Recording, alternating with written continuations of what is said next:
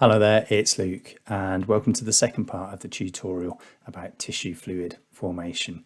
In this half of the tutorial, we're going to be considering the pulmonary circulation, so thinking about the movement of fluid between the different components, between the intravascular space and the interstitial space within the lungs, and especially in the context of heart failure and cardiogenic shock. Now, the bulk of this tutorial was recorded some time ago, and so you'll notice a little bit of a change in scenery and a change in my shirt in about 30 seconds time. So I'm sorry about that. Just to recap, we're going to talk briefly to remind you that the capillaries are semi-permeable and they will allow fluid and small solutes to move through the capillary walls from the intravascular space within the capillaries to the interstitial space, which is the fluid compartment that surrounds the cells within the tissues. Now, there are things called starling forces at play here. So you've got hydrostatic pressure, which is principally from the arterial end of the capillary bed, which is pushing out the fluid from the intravascular space into the interstitium. And then there's something called oncotic pressure, which is due to the proteins and other large molecules and cells drawing fluid back into the intravascular compartment via sort of osmosis, or when we refer to proteins more accurately by oncotic pressure. And these two in health roughly even each other out. There's something called net filtration, which is that there's slightly more fluid leaves the capillaries than is returned due to the oncotic pressure, and that extra fluid in health is returned to the circulation through the lymphatic capillaries, which then eventually drain back into the blood. So you're now going to see the sort of abrupt cut. I'm going to change my t-shirt, you'll notice, and have a bit more of a tan in about 10 seconds time, and we'll start talking about the pulmonary circulation. Thank you very much and enjoy the rest of the tutorial.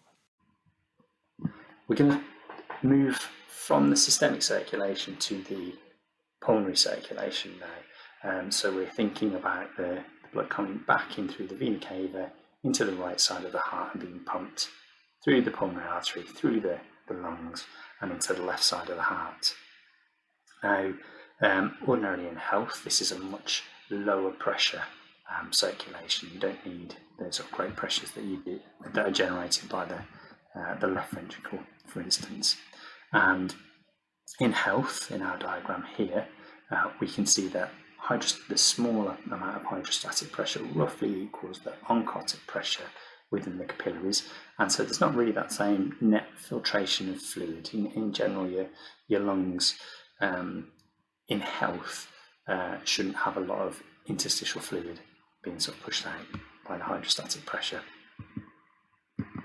However, if you have a situation whereby the left side of the heart is failing, and here's an echocardiogram image of a failing heart. So you can see my cursor there. This is the left ventricle. It's not beating very well. You get a sort of backlog, if you like, a back pressure of fluid coming back through the left side of the heart and into the lungs. And I've relabeled this diagram with some elevated pressures in sort of the left ventricular diastolic pressure, and also that's transmitted through into the left atrium, which back through the pulmonary veins and back into the pulmonary arterial pressure. So that whole capillary bed through the pulmonary circulation has an elevated hydrostatic pressure. And you can probably anticipate that in this situation there's going to be a net movement of fluid from within the blood vessels, so within the capillaries, within the sort of pulmonary circulation, because of that, because the hydrostatic pressure never really sort of diminishes along the length of that capillary bed, because there's a sort of obstruction of the failing LV at the venous end. You get that net movement of fluid into into the pulmonary tissues. And this, of course, would lead to what we know as pulmonary edema. So you probably have this breathless, hypoxic patient. This is an X-ray showing sort of diffuse, fluffy, dependent changes all the way through here. This person might be very hypoxic and breathless, as I say, and that's the consequence of a failing heart on those starling forces. So, in summary, we've introduced the idea of hydrostatic and oncotic pressures, which are collectively known as the starling forces, and discussed how they're responsible for the movement of fluid between those two extracellular fluid compartments.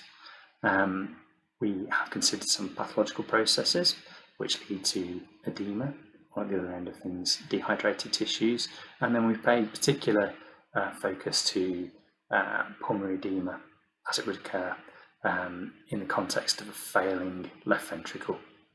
Thank you very much for your time.